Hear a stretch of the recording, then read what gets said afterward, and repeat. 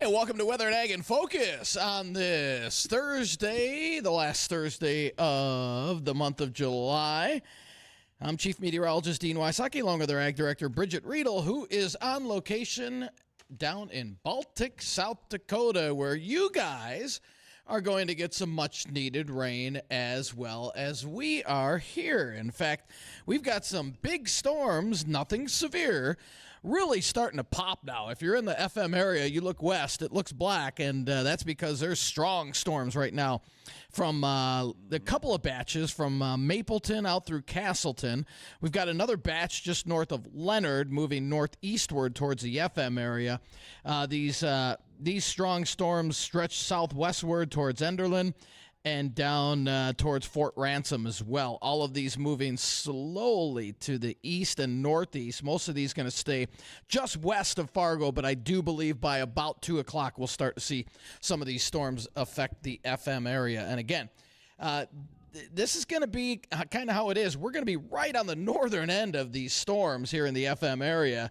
So it'll be interesting to see where this line of storms lines up, because where it lines up, which is just to the west of the FM area, it will kind of stay there and then slowly shift southward as we head through the afternoon. So it looks like there will be pockets of heavy rainfall across the area if you're caught under one of these thunderstorm cells for any period of time, like Mapleton right now.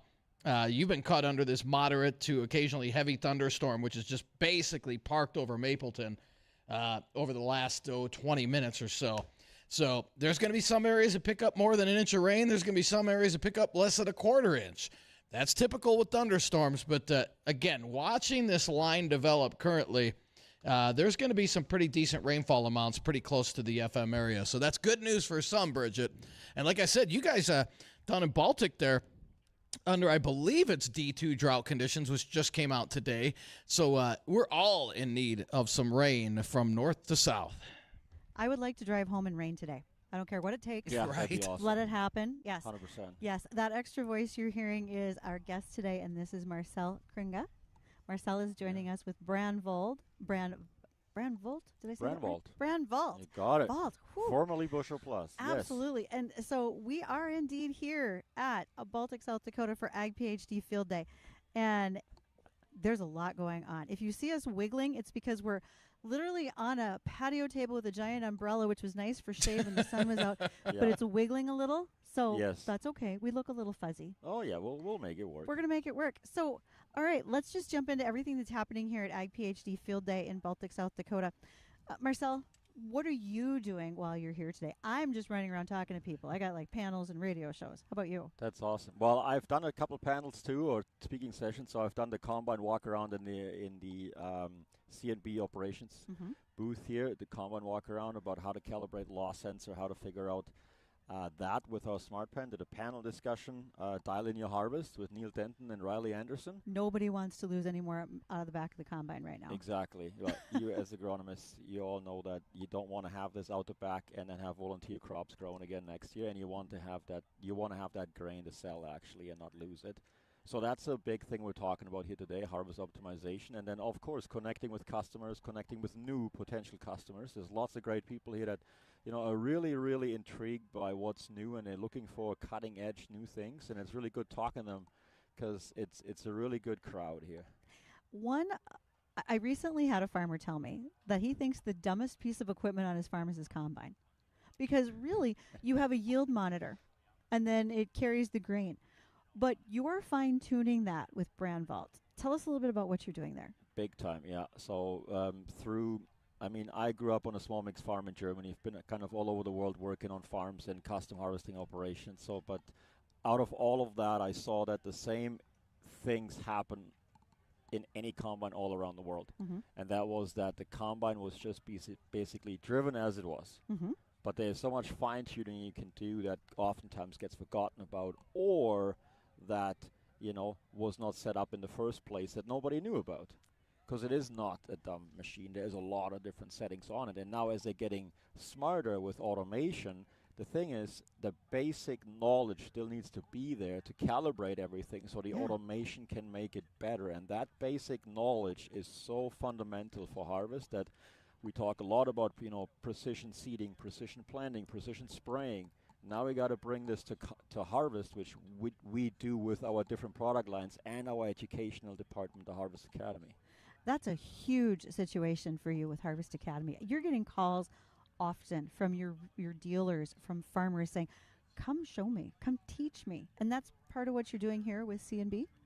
Yes, so that was a combined effort here. We talked about harvest settings automation from John Deere and our partnership with John Deere with the Smart Pan system, because they're fully endorsing it now. Mm-hmm.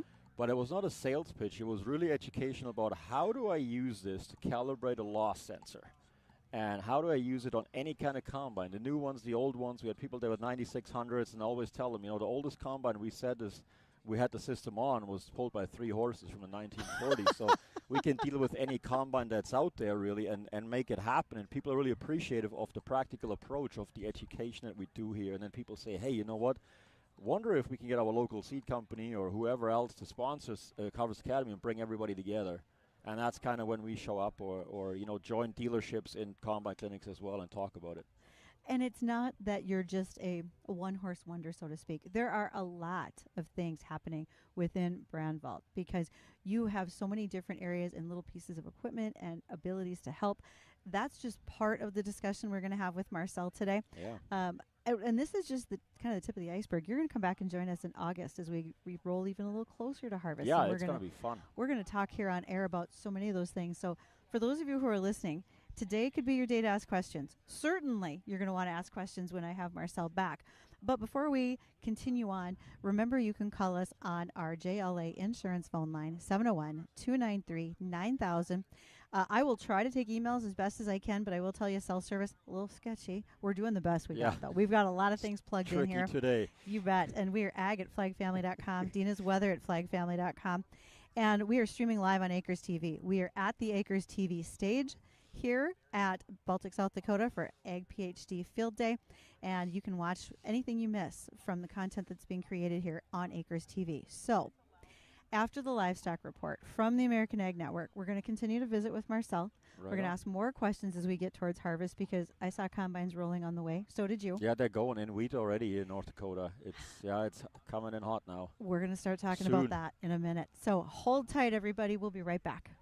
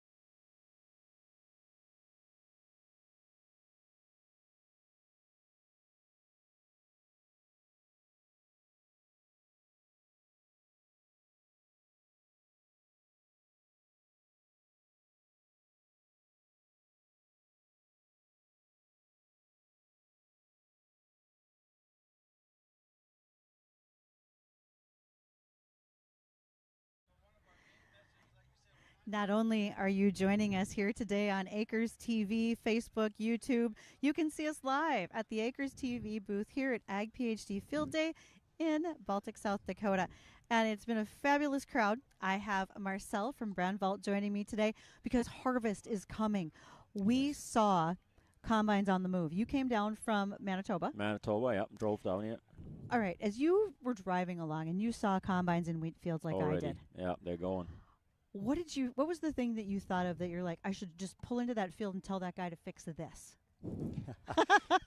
No, that's not me. That's not our philosophy either. The company. We if we would pull into the field, we would just basically be very friendly, introducing ourselves and ask a lot of questions. I never like to show up and say, do this. Now you have to do this. I don't like the black and white. There's so many things to harvest that you have to understand first. What's the variety? Mm-hmm. And a farmer knows their field the best, and they may be harvesting this way because they have this experience that they had already for the last 5 or 10 years. So we're taking a very humble approach and then mix our knowledge in with the knowledge of the customer and then make it work. Let's talk about concaves. Yeah. When I think about a combine, first of all, rarely was I allowed to drive the combine. I was the kid in the truck sweating my... Oh, great. Yes. Yeah, that's sweating. That's the job. Yeah, it was The awful. golfer. Yeah, and of course, it was all like those pleather type seats, so you sat in there and it was just hotter. Anyway, that's my own personal vice. Nonetheless, when it comes to those machines, I always heard Dad talking about concave sieves. My brothers still talk about it on the farm today. Yep. Tell me about your concaves. You've got it down to quite the timeline. Yeah, so actually we acquired a company called Mad Concaves a few years ago, which is now part of our product line. And they have a quick change system that we have now for multiple different rotor machines, where if you imagine you farm in an area and you go from small grain to corn, small grain to soybeans, or you want to switch out a concave because you have really green soybean pods, usually switching out concaves on the combine means you need 2 people. And, if you really want to do a good job of re-leveling everything, 2 to 3 hours, depending on the combine. You can be really, really quick.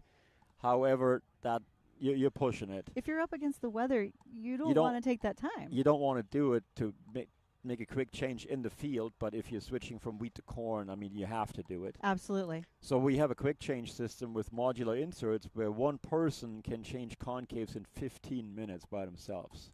So a battery ratchet is your best friend, and you just get the battery ratchet on, take the bolts out, and you literally have that combine, like you can change all the modules from wheat to corn or whatever it is, small grain to large grain, in 15 minutes. Or, like I said, in soybeans, if you have green pods, you just change the front of the concave to make it more aggressive, and that is faster than switching a cover plate around, actually.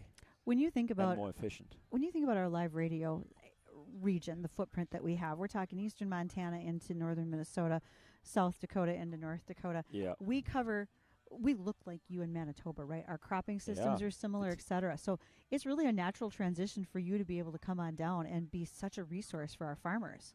Yeah, it's amazing to work with the farmers down here because, again, it's the crops are similar, the combines are the same anyway, so it's very much the same things we hear from them.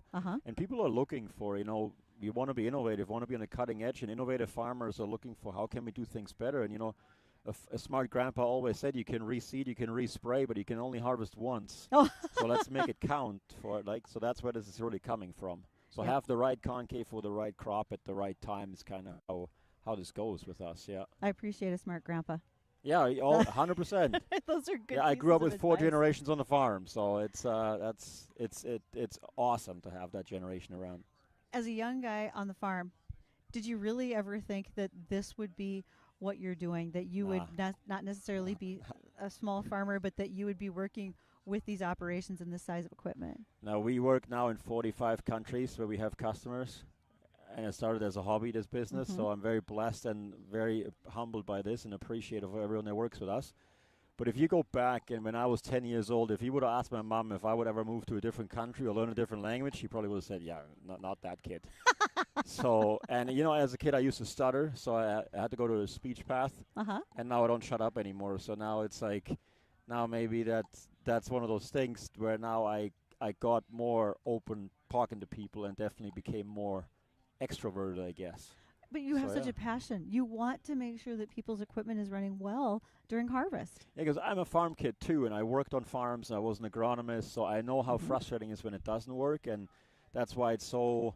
That's why it's so important for me that the farmers are happy. And again, the business wouldn't be here without the farmers helping me in the beginning, at the start. So I'm very passionate about doing the right thing there and training the team on having that culture in the company, do the right thing for the farmer. And that, sometimes it's not about.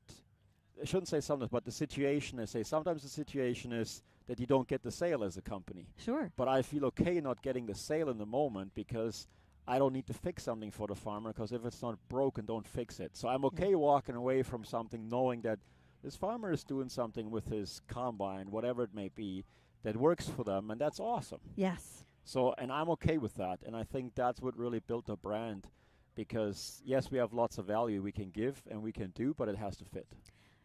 When you think about the mini combine that your company sells, Mm-hmm. where did that idea come from? What sparked the reason that you thought Yeah. we should have this? So actually, I can't take the credit for that because it's actually out of Europe. So that's the only product we don't manufacture in North Really? America. Okay. Yeah, so this is actually coming out of France. Okay. And I've seen it in Europe because I'm originally from Germany, as we talked in the podcast about. So now I saw it over there with lots of farmers because the roads are small. You can't take the combine so easy down to the field. Yes. So when I moved over here, I was like, well, why don't we have it here? Because we still have to fields. And then I went to Kentucky to see, Neil Denton. I was like, the roads are just as small as are in Germany here. Yes. Like, why we can't drive a 50-foot header down the road like we can do in maybe North Dakota or Manitoba. So, and even if you can drive with a header down the road, it's still cheaper to take this handheld mini combine, check a few fields in half an hour, and know exactly where you got to start. So, okay, so to describe the mini combine, when I first heard somebody say that, I thought about like a plot combine that we use in seed production, but it looks I can more see that like with the name. well, it looks a little bit more like the dust buster my grandma had when I was a kid, because Yeah. it's handheld, but you're like you're a vacuum. using it. Yes. It's like a vacuum. It's like a little stripper header in it Okay. that rips the heads off Yep. or the kernels, and you can do it in soybean. It works amazing in soybeans. And corn, and wheat, Wheat, small grains, and soybeans, not Okay. not in corn. not in corn. Yeah. And it's going to measure to give you an estimate for yield. So actually, no, it does not. It just takes this physical sample of the grain. So I just walk through the field like a few hundred feet. I just walk and dip it in it and rip some heads off or pods, walk through the field. Yep.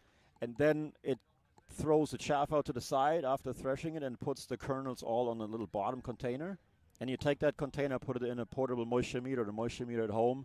Yep. And then you know what the moisture is at field. And now we have people coming to us and saying, hey, I can also check quality. Yes. Or different protein areas where I got to harvest first because this field has had a better quality, so I got to go there first. Instead of taking, and the idea behind it is not taking a big combine out and putting expensive hours on the combine and then going there, figuring out the wheat or whatever, the soybeans are too wet, and now you have those wet soybeans in the tank, and now you have to get rid of it and mess around with the grain cart and all that kind of fun stuff. It's just every hour on that combine saved is a lot of money for trade-in these days. This makes a huge difference in so many different ways. Yeah. When you mentioned podcast, I want to let folks know that you were on the Agronomist Happy Hour podcast, and that episode posted last week. So for folks who are listening and thinking, I'd like to know more, please do check out the podcast with Marcel. Yeah. But for those who want to look at the concaves, they want to learn more about your business, where can they find you across the region? Yes, so they can find us first on the website, BranValt.com. That's BranValt.com. Again, formerly Bushel Plus. We just rebranded. So you can still Google that as well. And, of course, social media, every social media channel. We have lots of videos on YouTube. Yes. And, of course, we have a channel on Acres TV. So you can find us on Acres TV. We have a dealer map on the website. There's a lot of dealers in your area up here. Our Smart Pen system can be ordered by any John Deere dealer in North America because it's endorsed. They have their own John Deere part number on it. So you can definitely get a hold of us, and we love to talk to you. And this one-stop shopping on Acres TV today. They'll see this episode. They'll see your content. They'll see other episodes of Weather and Ag in Focus. So and we're going to have a lot more. Thank you. We're going to have a lot more on Acres TV. We got stuff coming this year. I was looking forward to it. All right. When we return, we're going to switch guests, and we have the lovely Mrs. SharkFarmer joining us, Emily Sharkey from Illinois. We'll be back. Thank you.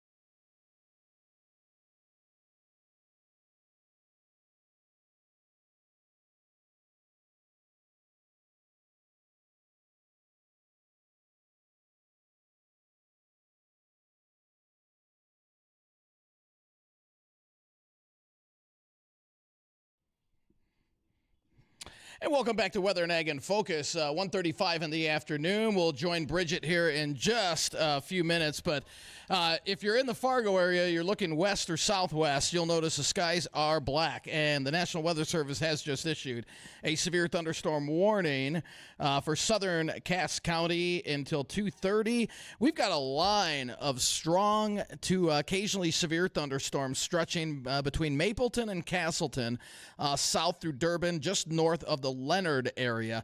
Now, the main threat with this line of storms is going to be damaging winds, up to 60-mile-an-hour winds. We haven't had any reports of any hail with this just yet, but that wouldn't surprise me. But again, damaging winds is going to be the main threat with this. And again, that severe thunderstorm warning for southern Cass County until 2:30. And again, main threat is going to be damaging winds. We've got some strong storms between Mapleton and Castleton, stretching south through Durbin to just north of Leonard. The storms are moving very slowly to the east and northeast. This could impact areas of West Fargo. West Fargo's just starting to get some rain right now, but the severe stuff just out to the west. So again, we'll be keeping a close eye on radar with these, but the main threat, once again, is going to be the possibility of some damaging winds. Many areas just out to the west of West Fargo, out towards Mapleton, Castleton, down towards Leonard, have picked up pretty close to a half inch just over the last 30 minutes. So there's also some heavy rainfall with this as well. And again, slowly trying to creep into the FM area. The heaviest is going to stay out to the west, but again, slowly moving a little closer to the FM area. So we'll keep you up to date on any more warnings that come across the air here during the WAG segment and beyond. Bridgette, we'll throw it back to you in Baltic. Well, I would say for those of you who would like to call in on the JLA Insurance phone line of 701-293-9000 and let us know if hail is imminent, if you want to name your township and section, because we know there's some fields out there that you wouldn't mind if they got wiped out, we'll call those in for you. That would be fine. Let the Weather Service know. That giggle you hear is Mrs. SharkFarmer, Emily Sharkey from Illinois. This is unusual. Usually you're asking all the questions. Yes, this is so much fun. Thanks for having me, Bridgette. Oh, of course. I am so thrilled to say that Emily and her husband Rob have been longtime friends. Really enjoy getting a chance to visit with them any chance we can at the farm shows and other. I must say, all right, first of all, tell us a little bit about where you're from, and I can't wait for you to give the usual just outside of. We live just outside of Bradford, Illinois, and we're fifth generation corn and soybean farmers, and we've had started a media company too, so that was unexpected when Rob started a podcast like 10 years ago. In a closet because he was bored, right? Yes. Well, I mean, it was supposed to be kind of a hobby. He's like, I think I'm going to do this podcast. Like, one of the hunters said I ought to do it. I'm like, okay. And away we went. And who knew? Like, that was when podcasts first came out, and it kind of took off. I have a friend who is an auctioneer down in Mount Sterling, Illinois. He says that his wife is burdened by all of his ambition. Would you say the same is true at your house? Oh, maybe. Yeah. It's like herding cats at our house.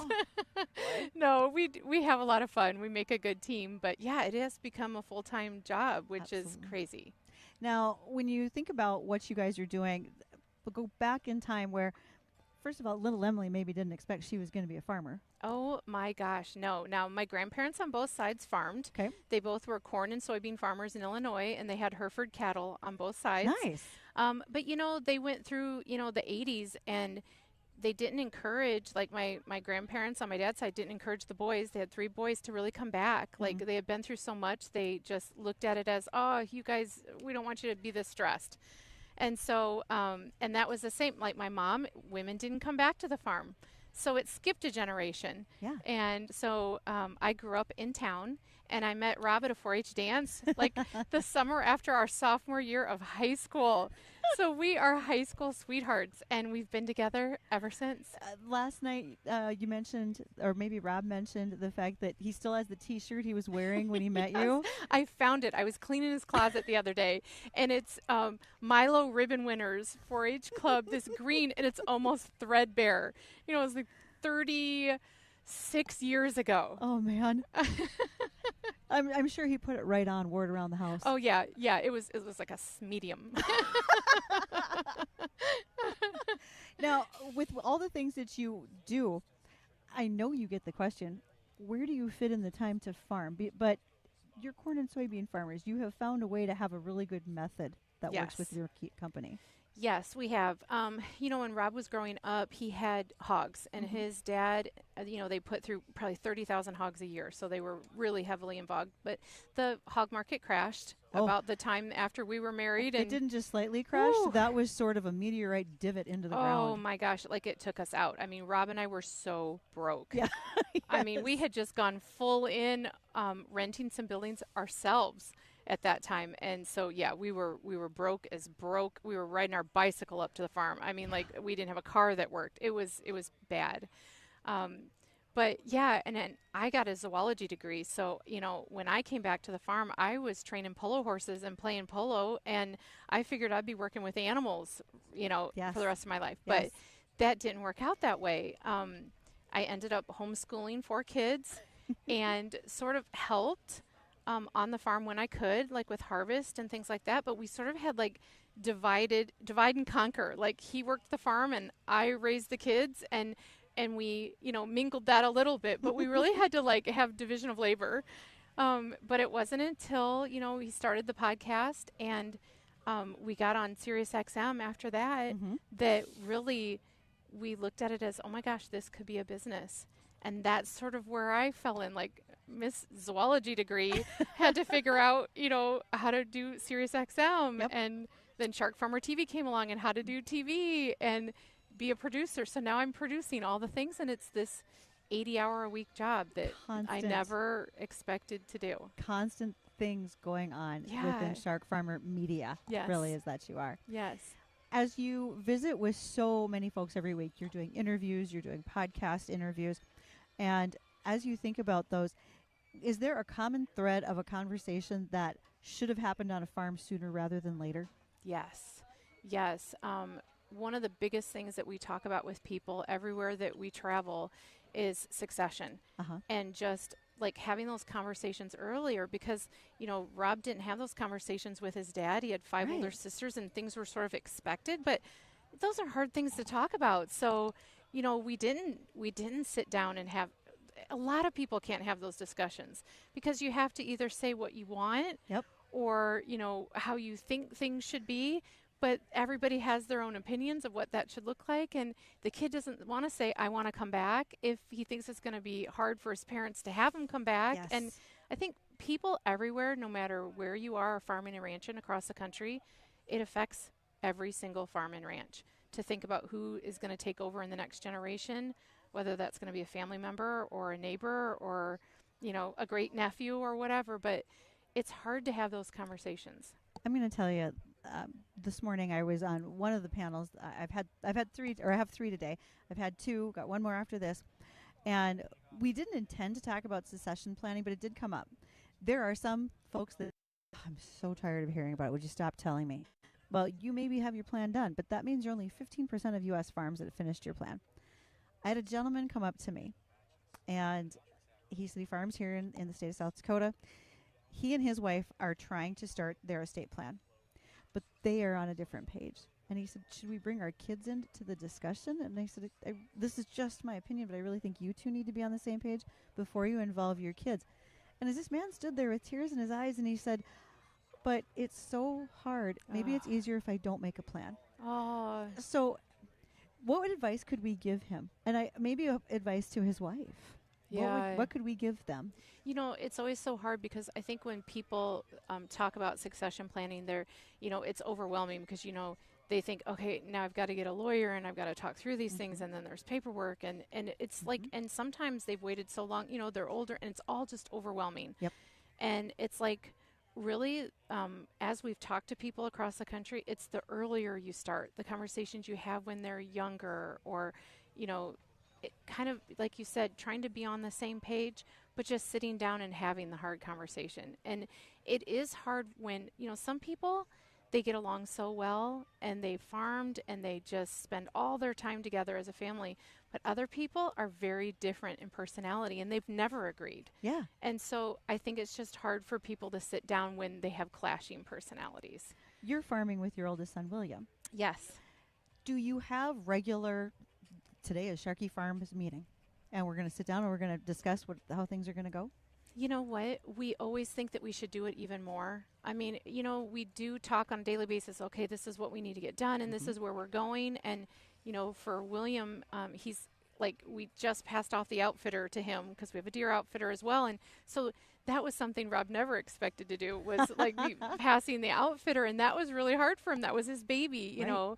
So William's second generation outfitter. Well, so, it's things that you don't expect to pass on, could be SharkFarmer Media someday, second generation doing that. I mean, you don't know where life's going to take you, but to be open and honest about, what everybody wants. Sure. If the kid can be honest, some kids want to go away to college and leave the farm. And some kids, that's their dream, is to farm. But spitting it out to like a dad or a mom is a hard thing to do. It's just like a parent doesn't want to say, will you come back all the time? Because what if they don't? What if they want to do something else? So those are really hard conversations. Do you think there was a time that really stuck out where you thought, I'm not just the farm wife, I'm the farmer?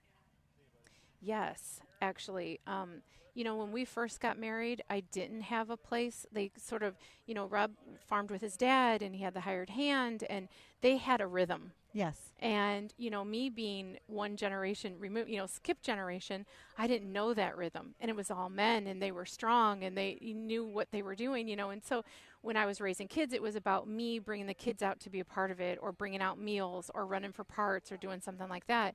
And then eventually it really became like, no, I want to be part of this. And then they're like, yeah, let's teach you how to run the combine. Let's teach you how to run an auger cart. Let's do these things. But it's really hard. I think there's like seasons, because when you're raising babies, it's hard to go jump in the combine because you got to take the baby with you. Yes. So I think a lot of farm wives have stress because they want to be part of things. They want to know how things run. But there's definitely seasons in life that it's easier to learn things than hauling the baby out there and, having to run the combine and, nurse the baby and all the things you got to do, right? So there are some stories there's like seasons, that. yeah. But I think like when SharkFarmer took off and we became a media, we started with the TV show and the kids were older and it hit just right. And that's where I think I finally found my place. Like, okay, I can learn how to produce this show. I can go down to Nashville and grab people off the street and we can ask them what they know about farming and have these discussions. And I could travel with them when we're speaking together. And I think that's where I finally found my place, because I love talking to people. I love like picking out people to share stories on our different, platforms. So that's been fun. I finally found my place. So yeah. And when people want to find your place, they look for SharkFarmer on XM Radio. Yes. Let's see, PBS. Yes. On SharkFarmer.com has all the things. There we go. Let's just go there and SharkFarmer.com. find all the things. Yeah. Podcasts and more. Okay. Emily, my friend, thank you so much for stopping by. Thanks for having me. This is great. Okay, so much fun. I want to drive home in rain. So when we come back, Dean is going to make sure that everybody gets that forecast that they wanted to hear. Actually, Bridget, we're just going to go ahead with the forecast now due to the severe weather that we have across parts of the area. So, Bridget, hey, thanks for joining us today. Enjoy the time, and hey, rest assured, let everybody know down there that you guys will get some much needed rain out of this as well. So that's good news. Yes, that is good news. Now, we do have a severe thunderstorm warning that continues across southern parts of Cass County, mainly due to possible 60-mile-an-hour winds. Now, we're just starting to get some light rain here in the FM area, but some heavy rain between Mapleton and Castleton down towards Durban and just north of the Leonard area. Those storms are slowly moving northeast. And again, the severe thunderstorm warning for southern Cass does include the possibility of, again, about 60-mile-an-hour winds. We can't rule out some small hail with this, but it's more of a rain event and high wind event. So, again, these storms just out to the west of the FM area, they're slowly moving to the east-northeast. And so I think West Fargo, this is going to be one of those examples where areas between West Fargo and Mapleton could pick up 3/4 of an inch to an inch of rain, while areas just east of the river out in Moorhead really don't get much at all. But again, this whole line is slowly moving towards the Fargo area, so we will get in on some rain out of this, as we're starting to already. But the line is trying to kind of to fall apart. So for right now, that severe thunderstorm warning does go until 2:30 with the main threat, heavy rain and 60-mile-an-hour wind gusts. So that'll do it for today's edition of Weather and Ag in Focus. Hey, the Jay Thomas Show is coming up next, but we also, along with the Jay Thomas Show, we've got our live 3-hour auction with a bunch of fantastic prizes to bid on. We'll have more on that coming up after the break.